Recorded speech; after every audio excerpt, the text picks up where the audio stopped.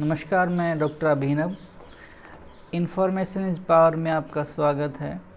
Politics of Haryana के part 23 में बात करेंगे। आज हम किसी विधानसभा पे बात नहीं करेंगे। आज हम भारतीय जनता पार्टी की जो लिस्ट आई है, पहली लिस्ट जो आई है 67 असेंबलीज़ पे, उस पे बात करेंगे कि भारतीय जनता पार्टी ने किन को और कहाँ से वोट दिया है। क्योंकि जब से भारतीय जनता पार्टी की ये लिस्ट आउट हुई है, तकरीबन समाचार पत्र और सोशल मीडिया के हवाले से मैं बता रहा हूँ कि 300 लोगों ने इस्तीफ़ा दे दिया है। और इसके तहत हम उसकी दूसरी बात करेंगे, लेकिन किसको और कहाँ से टिकट दिया गया है और इसमें जो सामाजिक जो न्याय है जिसकी हम बात करते हैं, जैसे भारत सरकार करती है कि सामाजिक न्याय, कास्ट सेंसस के आधार पर, कास्ट के आधार पर किसको कितनी सीटें दी गई हैं, वो भारतीय जनता पार्टी ने खुद ही बताया है। तो विभिन्न समाचार पत्रों ने इसका विश्लेषण भी किया है। तो मेरे पास एक भारत का सबसे पढ़ा जाने वाला हिंदी अखबार दैनिक भास्कर है, उनका फ्रंट लाइन के हवाले से मैं आपको बता रहा हूँ। और जो उनका जो भारतीय जनता पार्टी की जो आईटी सेल है, या वो एक्स पे है या फेसबुक पे है, या माननीय मुख्यमंत्री हरियाणा सरकार नायब सिंह सैनी जी का जो अकाउंट है एफबी पे, उसके हवाले से मैं आपको ये सूचनाएं दे रहा हूँ। अब 67 सीटों पे इन्होंने सूची दी है, आपने पढ़ ली होगी, लेकिन मैं एक उसको रिपीट कर देता हूँ कि इसमें से 17 ओबीसीज़ को उन्होंने टिकटें दी हैं, जिसकी जो ए और बी में विभाजित है, जिसमें ए कैटेगरी में 71 कास्टें हैं और बी में 6 कास्टें हैं। तो उनको मिला है 17 सीटें। और ब्राह्मण जो समाज है, जो जाति है, वो उनको मिला है 9 सीटें मिली हैं। वैश्य जो समाज है उनको 5 सीटें मिली हैं। पंजाबी जो समाज है उनको 8 सीटें मिली हैं। और जाट जो समाज है उनको 13 सीटें मिली हैं। एससी जो समाज है उनको 13 सीटें मिली हैं। एक सीट जो मिली है वो सिख समाज को मिली है और एक सीट जो है राजपूत समाज को मिली है। अब इनकी जो संख्या है, जैसे कि हमने पहले भी कहा है कि एक एपिसोड में, कि कास्ट का किस आधार पर हम संख्या देख रहे हैं, कि एक दो पॉलिटिकल पार्टी का जो मेरे पास सर्वे है, जो मैंने अपनी बुक में भी उसको दिया है, तो किस तरह से उनकी संख्या है उस पर भी हम बात करेंगे। लेकिन पहले जिन लोगों को टिकट दी गई है और कहाँ से टिकट दी गई है, तो उसका मैं थोड़ा सा आपको इस के हवाले से, पेपर के हवाले से बताना चाहूँगा। और अब इसको थोड़ा सा ध्यान से सुन लेते हैं, क्योंकि अगर सरकार बनती है भारतीय जनता पार्टी की, तो हमें इनके साथ पास ही जाना होगा। अगर आज लिस्ट कांग्रेस की आ जाएगी, अगर उनकी सरकार बनती है तो उनके पास जाना पड़ेगा। और इसी बीच जो तीसरी पार्टी है आम आदमी, इंडियन नेशनल लोक दल और बहुजन समाज पार्टी, अगर उनकी सरकार बनती तो उनके पास जाना होगा। और जजपा और आज़ाद समाज पार्टी की जो लिस्ट है, तो हमें उनके पास जाना होगा, क्योंकि ये लोकतंत्र है।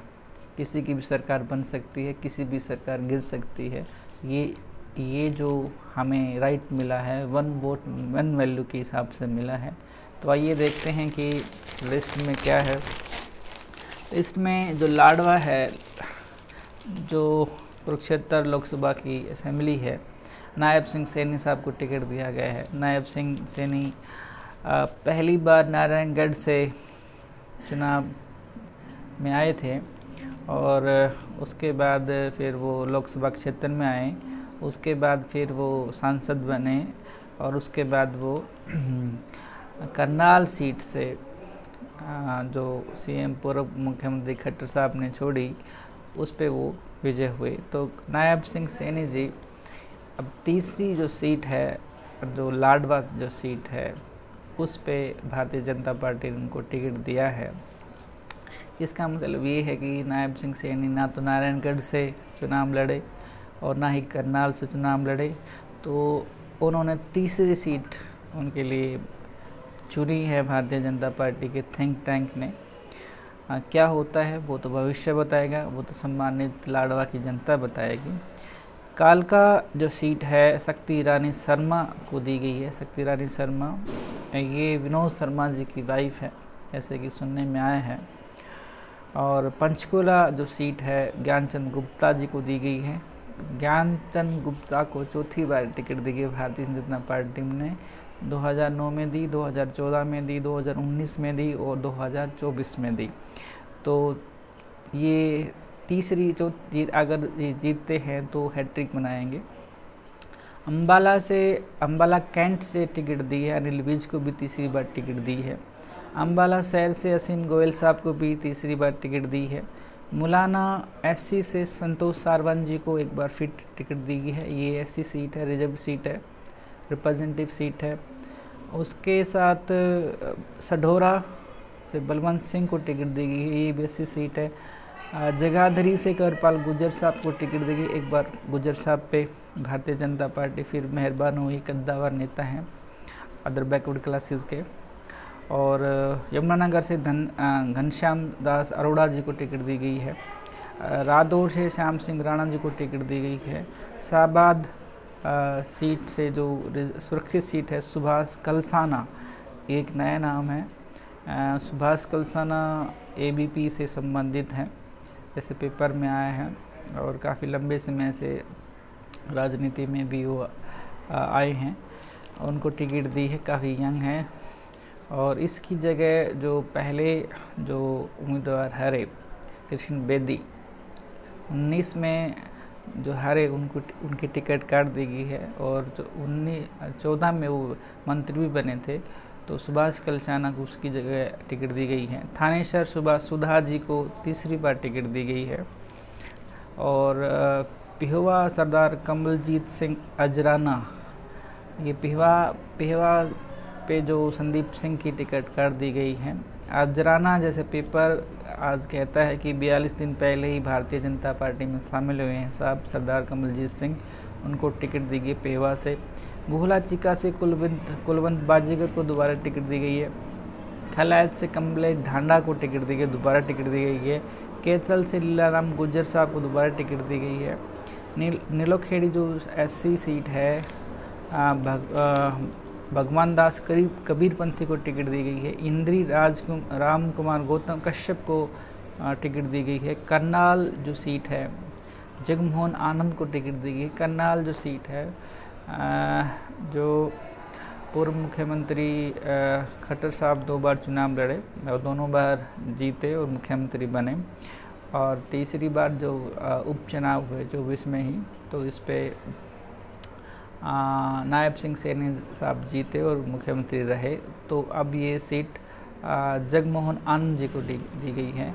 घरौंडा से हरविंदर कल्याण जी को टिकट दी गई और दूसरी बार टिकट दी गई है।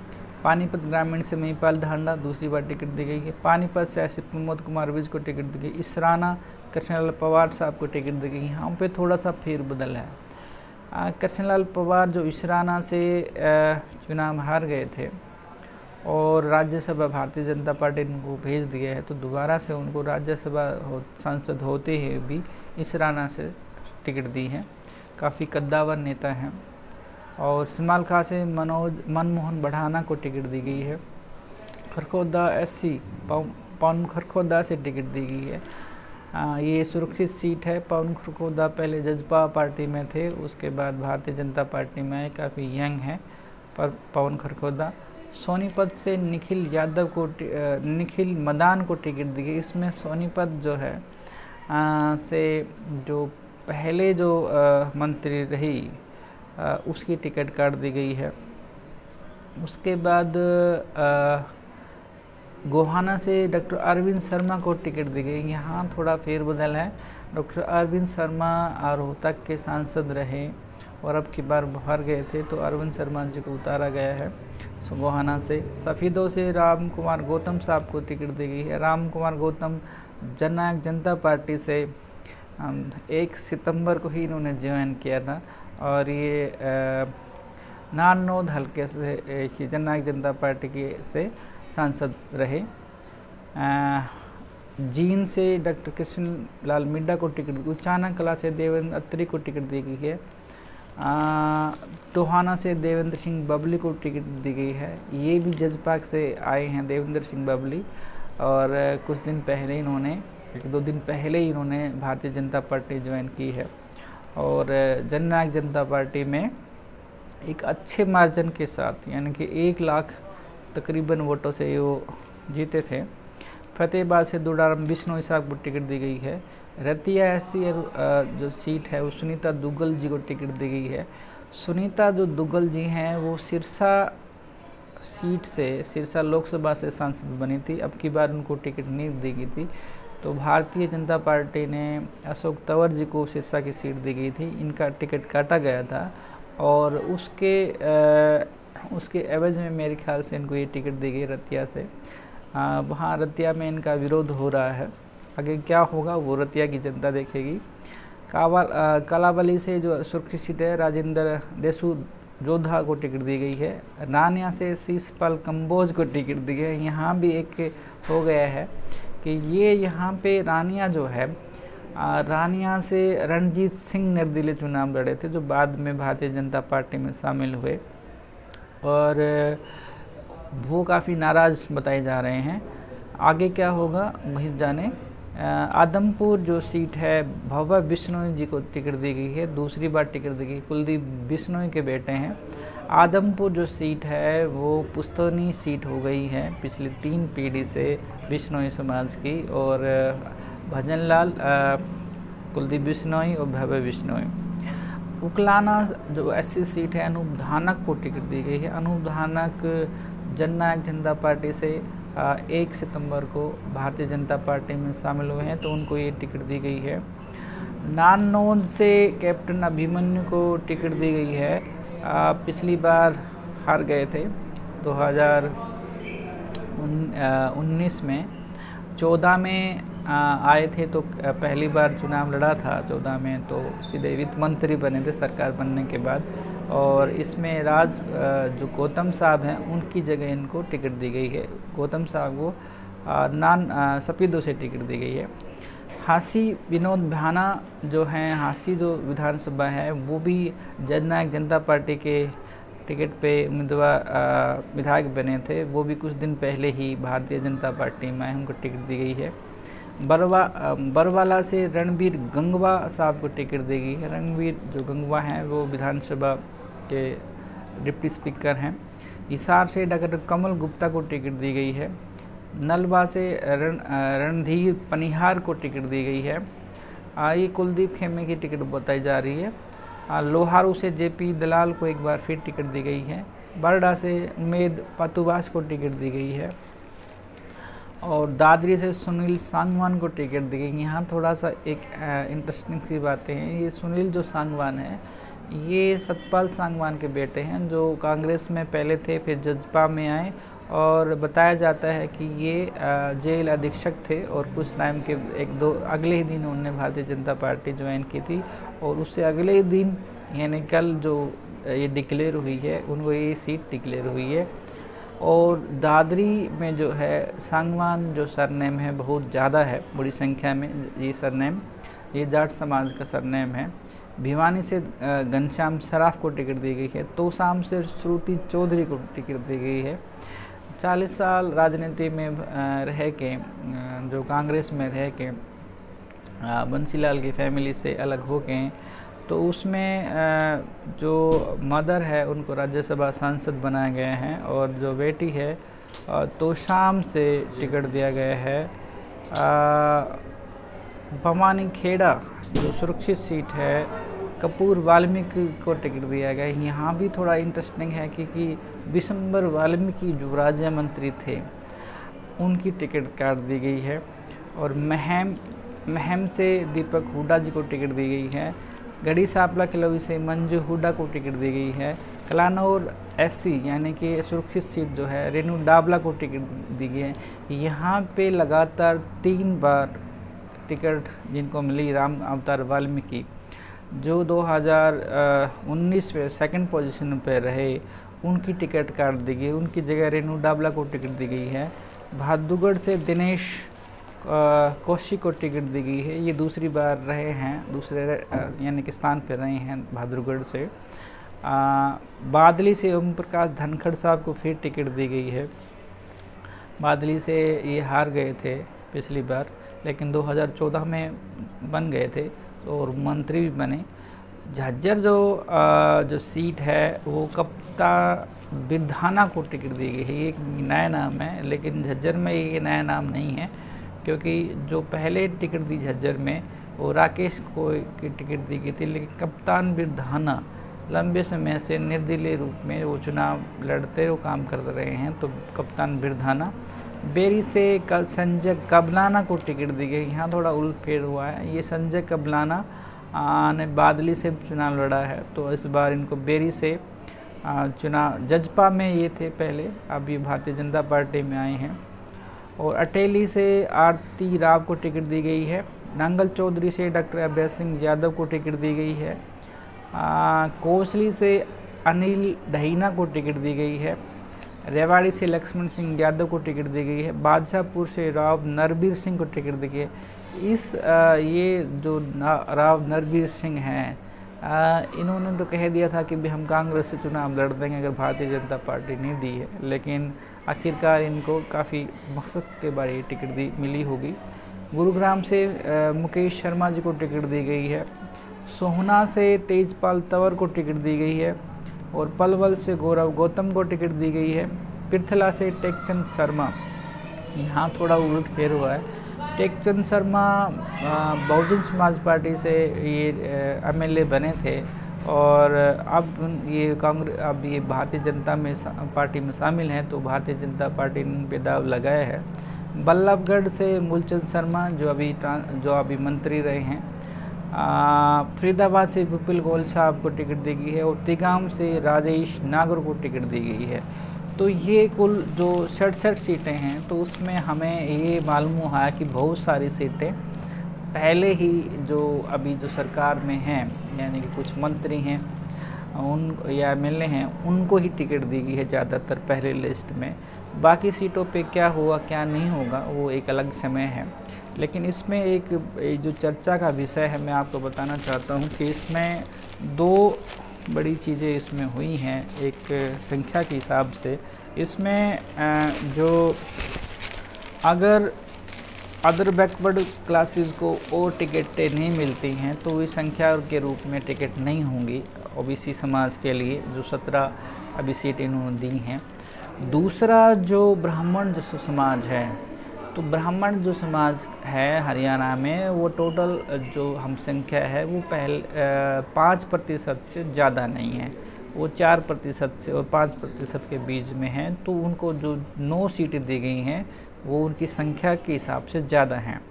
और तीसरा इसमें जो है पंजाबी जो समाज है, पंजाबी समाज की भी संख्या इतनी नहीं है कि उनको 5 टिकटें दी जाएं। और इसमें जो एक राजपूत को जो टिकट दी गई है, तो राजपूत जो समाज है वो 6%, 5 से 6% के बीच में है, तो उसको 1 टिकट दी गई है। तो राजपूत समाज जो है उसमें काफ़ी नाराज़ हो चुका होगा। उसमें एक जो सीट है वो सिख समाज है, तो सिख समाज को भी 1 टिकट से क्या होगा, अगर भारतीय जनता पार्टी अपडेट करती है, इसी में कोई अपडेट करती है, तो वो लोग उसको देखना चाहेंगे कि अगर इसमें से थोड़ा और इस ब्राह्मण समाज को या वैश्य समाज को या पंजाबी समाज को टिकट देती हैं, बाकी बची टिकट में से का नाम आता है, तो वो टिकटें किसके कटेंगी? वो टिकटें कटेंगी अदर बैकवर्ड क्लास की कटेंगी और जाट समाज की कटेंगी और राजपूत समाज की कटेंगी और सिख समाज की कटेंगी। ये मेरा कास्ट सेंसस को लेके कहना है कि जाट जो समाज है वो हरियाणा में 22 से 24% है, तो उसकी संख्या के अनुसार उनको टिकट भी होनी चाहिए।